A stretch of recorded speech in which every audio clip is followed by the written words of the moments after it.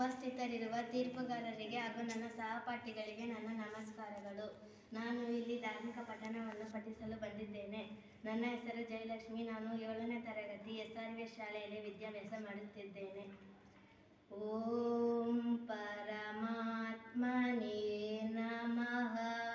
ಶ್ರೀಮದ್ ಭಗವದ್ಗೀತಾ ಅಥ ದ್ವಾದಶೋऽಧ್ಯಾಯः ಭಕ್ತಿಯೋಗः. अर्जुन उवाच एवं सततयुक्ता ये भक्तास्त्वं पर्युपासते ये चाप्यक्षरमव्यक्तं तेषां के योगवित्तमः.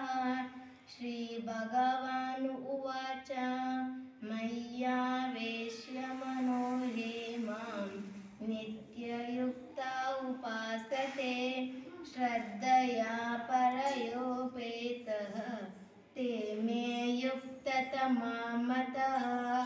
ये त्वक्षरमनिर्दिश्यम् अव्यक्तं पर्युपासते सर्वत्र गमचिन्त्यं च कूटस्थमचलं ध्रुवं संनियम्येन्द्रियग्रामं सर्वत्र समबुद्धयः ते प्राप्नुवन्ति मामेव सर्वभूतैते रतः.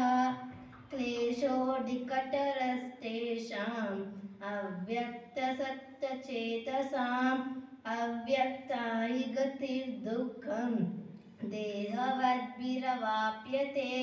एतु सर्वाणि कर्माणि मयि सन्न्यस्य मत्परः अनन्येनैव योगेन मां ध्यायन्त उपासते तेषामहं समुद्धर्ता मृत्युसंसारसागरात् भवामि न चिरात् पार्थ. मय्यावेशितचेतसां मय्येव मन आधत्स्व मयि बुद्धिं निवेशय निवसिष्यसि मय्येव अत ऊर्ध्वं न संशयः.